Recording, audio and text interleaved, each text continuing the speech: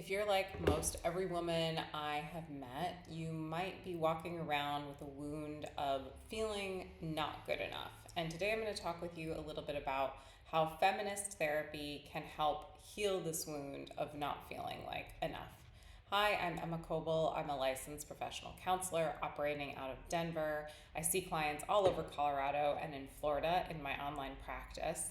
So, if you are a conscientious, thoughtful, deep thinking, soulful woman, there is a good chance you have felt this feeling gnawing at you of, if you're a woman, by the way, if you're a woman at all, but my clients tend to be these kinds of people who are overachievers, who feel like they're not measuring up, who sometimes are people pleasers.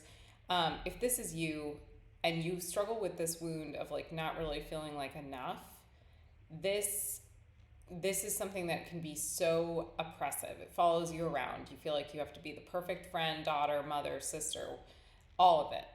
And you're not alone if you feel this way. And I'm here to tell you that there's hope for changing it. I'm going to offer you today a kind of a different perspective. This pressure you put on yourself is not a character flaw. It's not something that, oh, I just have like a faulty belief that I need to change. It is something that the patriarchy and the capitalist, racist, sexist society we live in has ingrained inside of us and benefits off of us believing. So, one thing I want to say is that this idea of not being enough, it's a constant moving target, and this keeps women small and feeling small. So when we feel like, we're doing well in our careers, usually then, we face some kind of criticism in that certain people are maybe intimidated by us, or we get the message in some way that we're not focusing enough time on our families or our bodies or the way we look. If we do focus on the way we look, we are seen to be shallow or vain or, in some way like slutty or promiscuous perhaps. So it's this constant, like no matter what we do as women, it will never be enough. The target is constantly moving in society, and then we also oftentimes will set these goalposts for ourselves, and once we've achieved something, we'll be hard on ourselves about not being enough. We need to hit the next goalpost.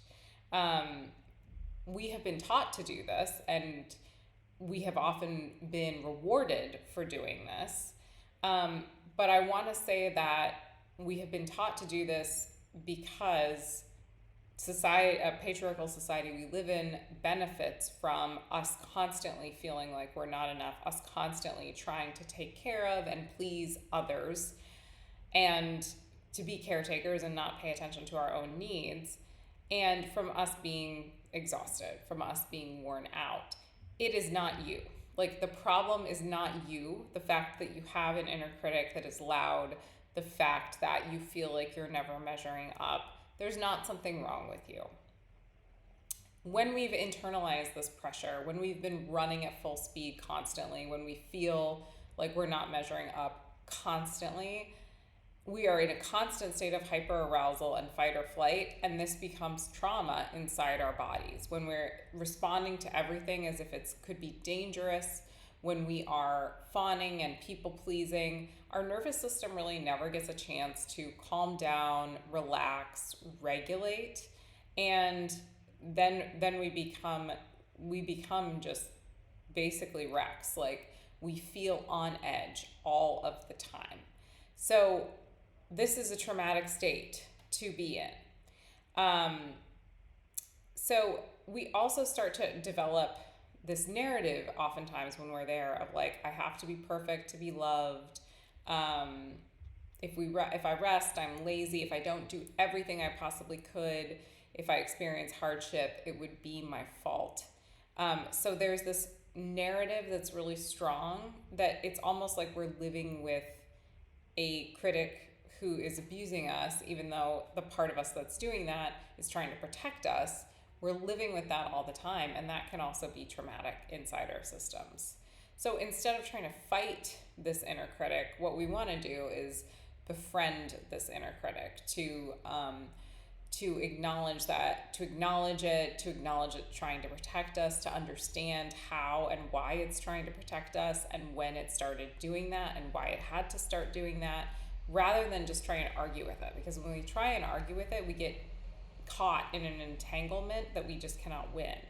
So we also, like, rewiring those beliefs of not enough through EMDR therapy. It can help us understand where we picked up the narrative of being inadequate, and it can help us connect with a feeling of empowerment again, that maybe we have survived a lot, that actually that was someone else's story, that was someone else's narrative, and it's not ours, and we don't want to carry that around anymore. EMDR lets us not only just see it logically, but like really feel that in our bodies. So resting, taking care of yourself, going to therapy is a radical act. It's you reclaiming your life. It is courageous to do those things. So I think that these are, like, going to therapy and choosing to rewrite your story is something that will benefit you for your whole life. And it is also something that is a radical act in a society that tells us we need to stay small. So if you are interested in a consultation, reach out. I offer free 15-minute consultations.